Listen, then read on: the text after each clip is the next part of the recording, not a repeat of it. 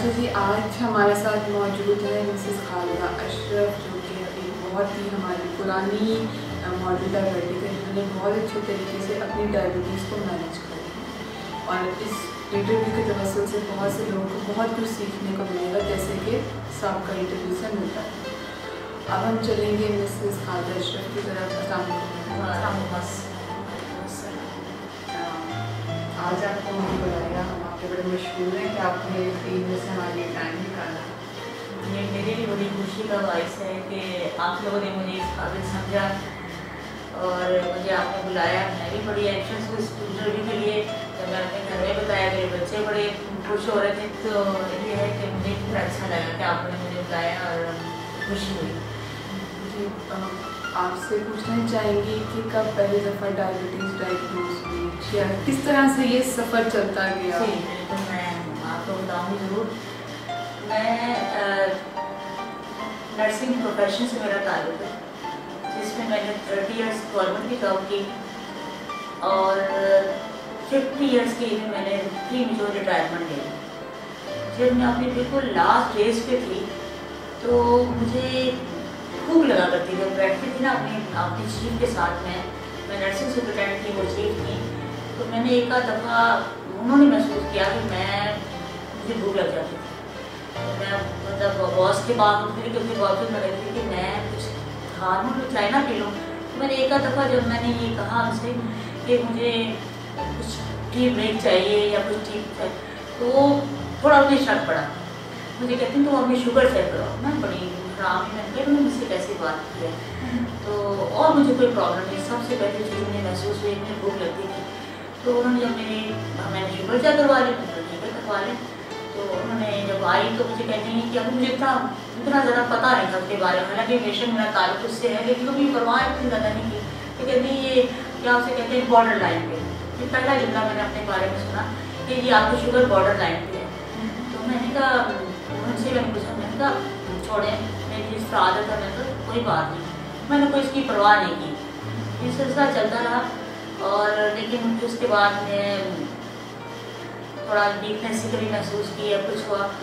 तो मुझे रिटायरमेंट के बाद, बल्कि उससे भी ऊपर वाले ग्रेड पे मुझे मतलब बुलाया गया general hospital as deputy chief nursing superintendent. जब मैं वहाँ पर गई तो वहाँ भी मुझे काफ़ी ज़्यादा काम करना पड़ता था फिजिकली। क्योंकि कुछ वहाँ की जो चीफ थी, मेरी दोस्त भी हैं, अभी रिटायर हुए, डॉक्टर सबिया नाम से कभी सुना हो। तो उन्होंने मुझे जो काम दिया वो काफ़ी मेरा भाग दौड़ बहुत ज़्यादा थी, उसमें मैं कुछ वीकनेस महसूस करती थी। जब मैं तो वहीं भी क्योंकि हॉस्पिटल में थी तो भी मैंने कंसल्ट कर लेना किसी डॉक्टर से, वो लोग मुझे अच्छी तरह देखते थे। उन्होंने कोई टैबलेट वगैरह शुरू की, लेकिन मैं बताऊँ मुख्तसर बात ये कि मैंने कभी उसको सीरियस नहीं लिया। मैंने कभी खा ली और कैसे ये था कि हर शुरू में जो भी मेडिसिन देते थे ना, उसका मुझे कोई रिएक्शन महसूस होता था। मैं ज़रूर कंप्लेंट करती डॉक्टर साहब से, डॉक्टर साहब ये मुझे लग रहा है कि इससे ये हो रहा है, वो हो रहा है। फिर वो कभी चेंज कर देते, कभी कम कर देते। तो ये सिलसिला चलता रहा। उसके बाद अब आप कहेंगे जब मुझे बिल्कुल पता लग गया कि वाकई मुझे शुगर हो गई, तो कोई दूसरा शॉकिंग एक आम लफ्ज़ है कि ये हो गया। हुआ ये था मेरे साथ, ये मुझसे पहले मेरी बड़ी सिस्टर, उनको भी शुगर है, डायबिटीज। जब उन्हें डायबिटीज हुई तो वो जितना सदमा मैंने अपने लिए करना था यकीनन मैंने उनके लिए किया। मुझे उस वक्त बहुत ही तकलीफ हुई जब मुझे पता लगा कि मेरी सिस्टर को ये हो गया, शुगर हो गई। उस वक्त क्योंकि मैं जॉब में थी तो दुनिया जहाँ से पॉम्पलेट्स इकट्ठे करके डॉक्टरों से मशवरे कर करके मैं अपनी बहन को फीड करती थी, हर बाजी ये पढ़ें, बाजी ये पढ़ें।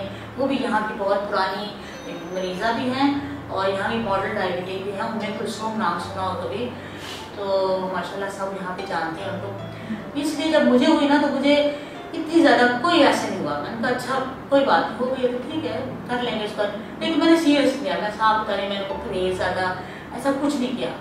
इसी दौरान फिर अल्हम्दुलिल्लाह मैं पूरा ताज़ी में नाम निकल आया हज के लिए, ये रिटायरमेंट के बाद। उस वक्त मैं जॉब कर रही थी, इस्लामाबाद में थी और मैं एक मल्टीपल उसमें कंपनी के साथ थी, कैनेडा वालों के साथ। तो वहाँ मुझे पता लगा मुझे मतलब कॉल आ गई। तो फिर हम दोनों चले गए हज कर। जब हज किया मैंने, वहाँ भी मैंने कोई परहेज नहीं किया, कोई टैबलेट वगैरह में साथ लेके नहीं गई, कुछ नहीं किया, खूब खाया वहाँ पे। और जब एक्सरसाइज आपको पता है हज में काफ़ी करना पड़ती है, स्ट्रगल करनी पड़ती है।